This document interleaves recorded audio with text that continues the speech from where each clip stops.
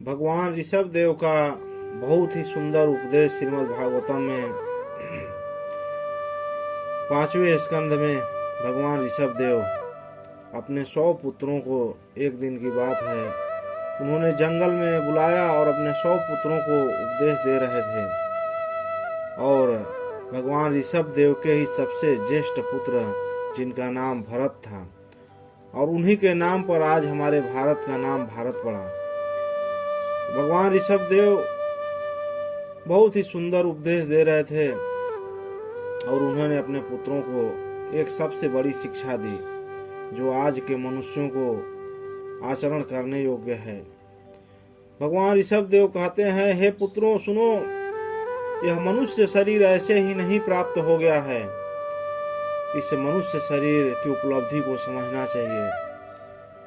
अपने पुत्रों को उपदेश देते हुए भगवान ऋषभ देव कहते हैं, नायाम देहो देह भाजाम निर्लोके कष्टान कामान अर्हते विद्भुजा में तपो दिव्यम पुत्र कायेन सत्वम शुद्धेत यस्मात् ब्रह्म सौख्यम तु अनंतम। कहते हे पुत्रों, यह भगवान ऋषभ देव कहते हैं कि हे पुत्रों, इस संसार के समस्त देहधारियों को, जिसे मनुष्य देह प्राप्त हो गया है, उसे इंद्रिय तृप्ति की प्राप्ति के लिए ही केवल दिन रात कठिन उसको श्रम नहीं करना चाहिए। क्योंकि कह रहे हैं कि ऐसा तो श्रम जो है, ऐसा तो मल खाने वाले जो है शुकर कुकर भी कर लेते हैं। मनुष्य को तो चाहिए कि भक्ति का दिव्य पद प्राप्त करें।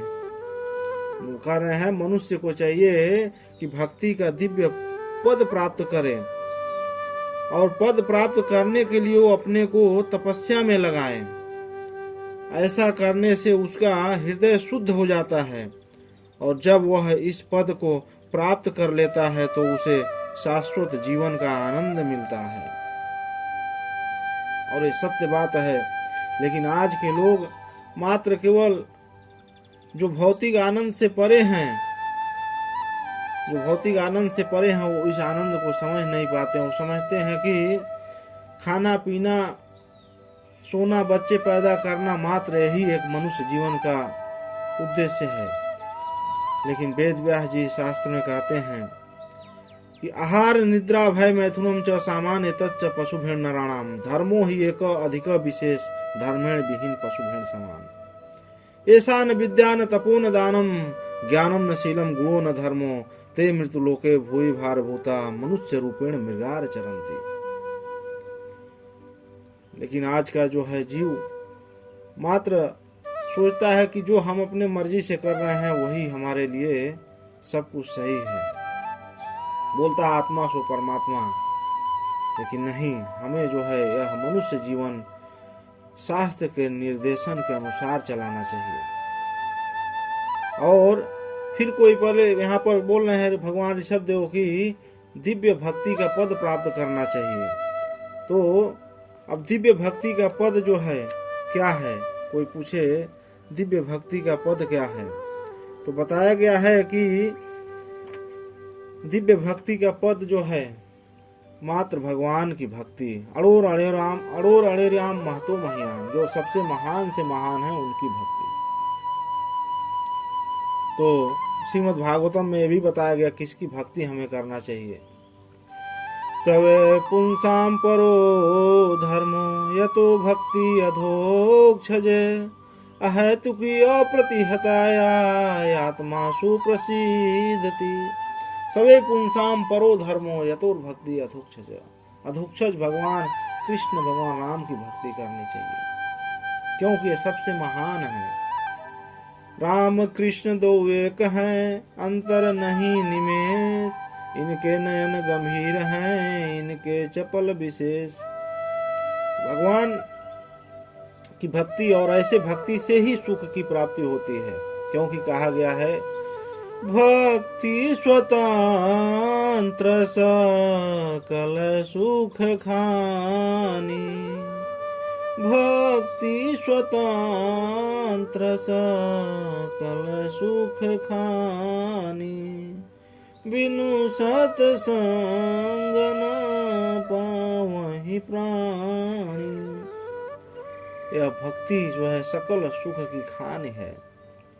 और ऐसे भक्ति के बारे में भगवान शिव जी खुद माता पार्वती से यह बात पद्म पुराण में बताए हुए हैं।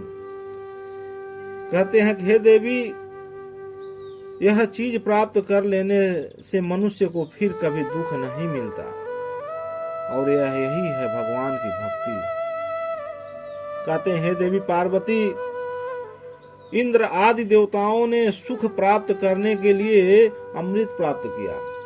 भगवान भोलेनाथ माता पार्वती से बता रहे हैं कि इंद्र जैसे देवता लोग, अनेकों देवताओं लोग ने सुख को प्राप्त करने के लिए उन्होंने क्या किया, अमृत को प्राप्त कर लिया। फिर भी वो उसी तरह से दुखी रहते हैं जिस तरह भक्ति विहीन मानव दुखी रहता है।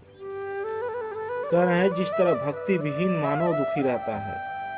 कहते हैं भगवान शिव कि केवल भक्ति रूपी अमृत को प्राप्त कर लेने से फिर कभी दुख नहीं मिलता है। अगर मनुष्य कोई भक्ति रूपी धन प्राप्त कर लेता है तो उसे कभी भी दुख नहीं मिलता। कहते हैं भक्त वैकुंठ लोक में जाकर भगवान विष्णु के सन्निकट आनंदित होते हैं। यह बात जो है पद्म पुराण में भगवान शिव जी बता रहे हैं माता पार्वती से। इसलिए कहते हैं कि वह जो है भगवान के धाम जाकर के, वैकुंठ लोक में जाकर के भगवान विष्णु के सन्निकट आनंदित रहता है। तो इसलिए यह मनुष्य शरीर प्राप्त करने के लिए सबसे बड़ा उपलब्धि है कि भगवान की भक्ति करना। और यही बात जो है स्कंद पुराण में राजा जनक नेमि महाराज को बताते हैं। दुर्लभो मानुषो देहो देहि नाम क्षण भंगुरः, तत्रापि दुर्लभम मन्ये वैकुंठ प्रिय दर्शनम।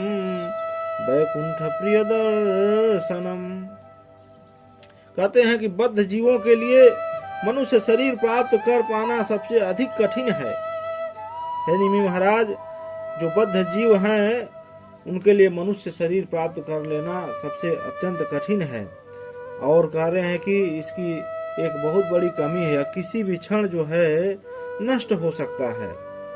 किंतु मैं सोचता हूँ कि जिन्होंने मनुष्य जीवन प्राप्त कर लिया है, उनमें से बिरले ही उन शुद्ध भक्तों की संगति प्राप्त कर पाते हैं जो वैकुंठ के स्वामी को अत्यंत प्रिय है। फिर कोई बोलेगा कि जो है कि संगति, भक्तों की संगति से क्या लाभ मिलता है? तो चलिए इसका जो है बहुत बड़ा उपदेश, सांख्य शास्त्र का उपदेश देते हुए भगवान कपिल देव माता देवहूति को जब जो है सांख्य शास्त्र का उपदेश दे रहे थे तो माता देवहूति को अनेकों महिमा बता रहे थे भगवान कपिल देव। तो उनकी माता देवहूति पूछी कि हे भगवान, यह शरीर प्राप्त करके सबसे उत्तम संगति किसकी करनी चाहिए? तो उन्होंने वहां बता रहे हैं भगवान कपिल देव, भक्त की संगति, साधु की संगति करनी चाहिए। और यह भागवतम में कहते हैं भगवान कपिल देव, हे माता,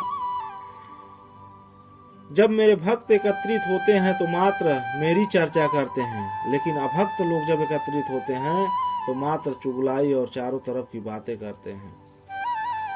लेकिन यह मनुष्य जीवन का उद्देश्य नहीं है। यह प्राप्त इतना सुंदर जीवन करके हम किसी के चुगलाई, किसी की बुराई, किसी का निंदा, हमेशा दिन रात आज का व्यक्ति यही काम कर रहा है। लेकिन वहां कह रहे हैं भगवान कपिल देव, हे माँ, जब मेरे भक्त एकत्रित होते हैं तो वह मेरे बारे में बात करते हैं। इसीलिए उनका संगति सबसे उपयुक्त संगति है, सबसे अच्छी संगति है। सतां प्रसंगान मम वीर्य संवेदो भवान तिरित कर्ण रसायन कथा। कहते हैं माँ, जब मेरे भक्त मेरी कथा करते हैं तो जब मेरे कथा का रसपान व्यक्ति अपने कर्ण से करता है तो उसका हृदय जो है शुद्ध हो जाता है। और फिर उसके बाद कहते हैं कि प्रसंगम अजरम पासम आत्मनः कयो विधु सएव साधु सुकृतो मोक्ष द्वारमपावृतम मोक्ष द्वारमपावृतम। कहते हैं कि जीव प्रसंगम अजरम पासम आत्मनः कवयो विदु, ऐसे अजर पास में बध गया है कि वह कभी भी अपने प्रयास से छूट नहीं सकता। हे माँ, कहते हैं सौ एवं साधु सुकृतो मोक्ष द्वारम उपावितम।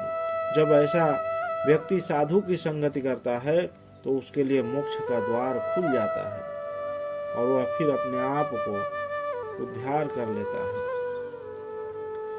और यह सत्य बात है। कहा गया है कि साधु की संगति, एक घड़ी संगति से भी हमारा कल्याण हो सकता है। अगर शुद्ध साधु की संगति प्राप्त हो जाए तो एक घड़ी भी बहुत है। नारद मुनि कहते हैं साधु संग सर्व शास्त्र कहे। साधु संग सर्व शास्त्र कहे। लव मात्र साधु संग सर्व सिद्धि है। लेकिन ऐसे साधुओं की संगति कब प्राप्त होती है? तो यह गोस्वामी तुलसीदास जी कह रहे हैं कि, और फिर भागवतम में कह रहे हैं, जन्मांतरे भवेत पुण्यम तदा भागवतम लभेत। जब अनेकों जन्म का लाभ का फलीभूत होता है तब जो है कि यह भगवान का सत्संग मिलता है। पुण्य पुंज बिनु मिलहि न संता, सत्संगति संग श्रुति करांता।